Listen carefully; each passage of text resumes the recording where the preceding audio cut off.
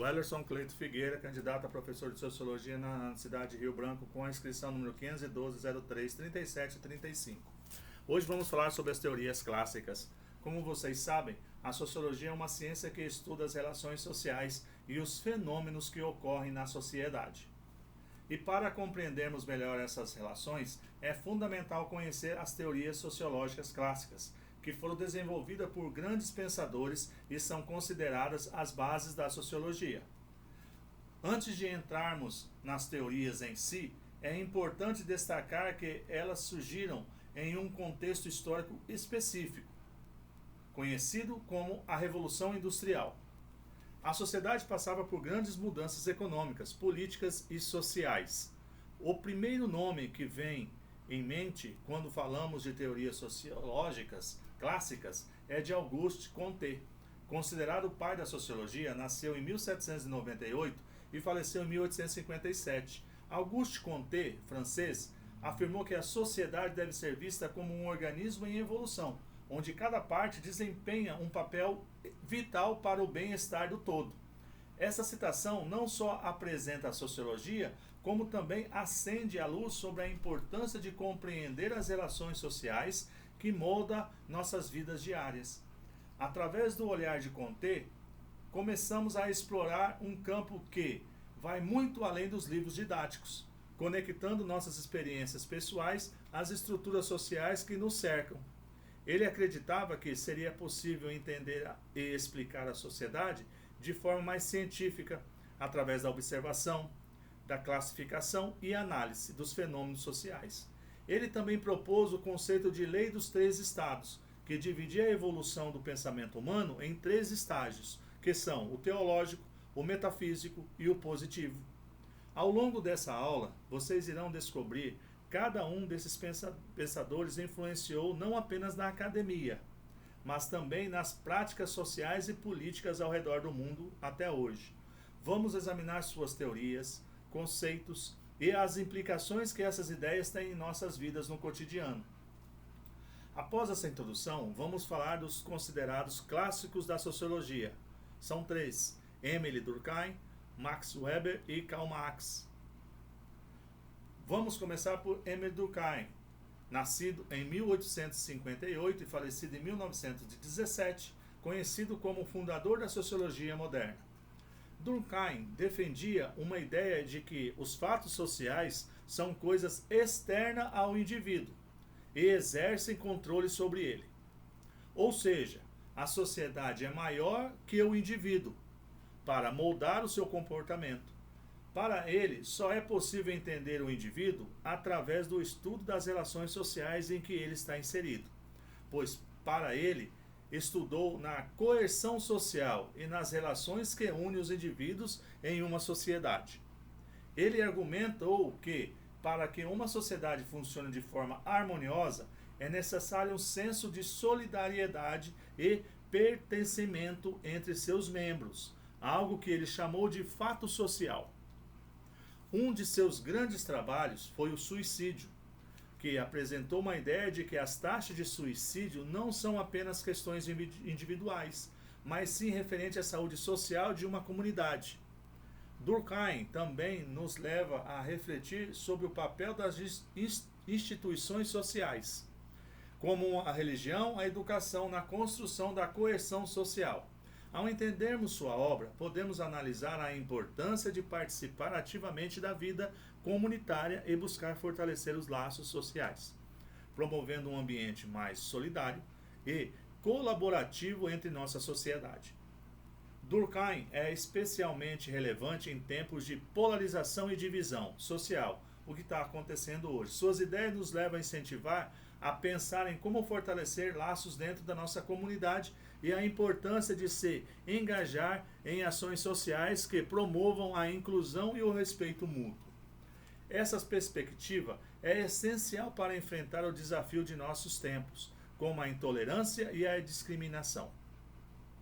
Max Weber, nascido em 1864 e falecido em 1920, por sua vez trouxe uma perspectiva diferente, destacando a importância das ideias e valores na sociedade.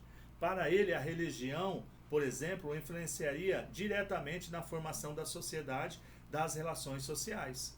Weber também cunhou o conceito de ação social, que se refere às ações individuais que levam uma consideração do comportamento dos outros. Ele gera o tema protestante como tema central, investigando como as crenças religiosas, especialmente as do protestantismo, influencia a formação do espírito do cristianismo. Segundo Weber, a visão de trabalho como um chamado é a ênfase na disciplina moderna. Essa ética promoveu uma nova linguagem do trabalhador, que ao invés de buscar prazeres imediatos, se dedicava à acumulação de capital e ao trabalho árduo. Portanto, a ética protestante é vista como um dos motores que impulsiona a modernidade e ao capitalismo. E seu impacto é sentido até os dias de hoje em diversas áreas da sociedade. Não podemos deixar de falar das teorias sociológicas clássicas sem mencionar em Karl Marx, o criador da teoria do materialismo histórico e da luta de classes. Nascido em 1818 e falecido em 1883, foi o filósofo, economista, sociólogo e o revolucionário alemão, fundador do comunismo moderno. Escreveu o mais famoso, a obra O Capital, analisando o sistema capitalista e suas contribuições, enfatizando a exploração do trabalho e da luta de classe como motores da história. Karl Marx é uma figura central na história do pensamento social e político. Suas ideias provocavam reflexões e ações que moldaram o mundo moderno. Marx acreditava que todas as relações sociais são baseadas em relações de poder e que o conflito entre as classes sociais é o motor da história. Segundo ele, a sociedade capitalista é marcada pela exploração dos trabalhadores pelo sistema econômico. Marx introduziu o conceito de mais-valia, que é a diferença entre o valor produzido pelo trabalhador e o salário que ele tinha direito a receber. Essa ideia ilustra como a estrutura econômica de poder estão interligadas com as questões sociais. O trabalho de Marx nos convida a refletir sobre a realidade contemporânea, onde ainda enfrentamos desigualdades significativas. Ao entendermos a teoria marxista, podemos analisar criticamente a dinâmica de poder em nossa sociedade e nos posicionar como agente de mudanças, buscando promover uma sociedade mais justa e igualitária, onde todos tenham voz e vez. Essas são apenas algumas das teorias sociológicas clássicas. E como podemos perceber, cada um desses grandes pensadores trouxe uma perspectiva diferente sobre a sociologia e sobre a sociedade em suas transformações. Mas todas elas têm um ponto em comum: a busca pela compreensão da sociedade através de uma abordagem científica. É importante destacar que essas teorias continuam sendo estudadas e debatidas até hoje. Isso porque, apesar de terem sido desenvolvidas há mais de um século, muitos dos conceitos e ideias propostas pelos sociólogos clássicos ainda são relevantes para a compreensão da sociedade moderna. Além disso, essas teorias nos ajudam a refletir sobre a forma como a sociedade se organiza e como podemos lidar com os desafios e conflitos que surgem em nossas relações sociais. Em resumo, as teorias sociológicas clássicas são fundamentais para o estudo da sociedade e nos ajudam a compreender melhor as relações que estabelecemos entre nós e como elas são influenciadas pelas estruturas sociais. Portanto, é essencial que continuemos a estudá-las e debatê-las para que possamos construir uma sociedade mais justa e igualitária. Isso porque a sociologia é chamada de ciência da sociedade, pois estuda a interação sociais. Pois estudar sociologia é fundamental não apenas para conhecermos a história do pensamento social, mas também para entender a complexidade do nosso mundo atual. As questões de desigualdade, racismo, gênero e classe social que estão presentes em nosso cotidiano.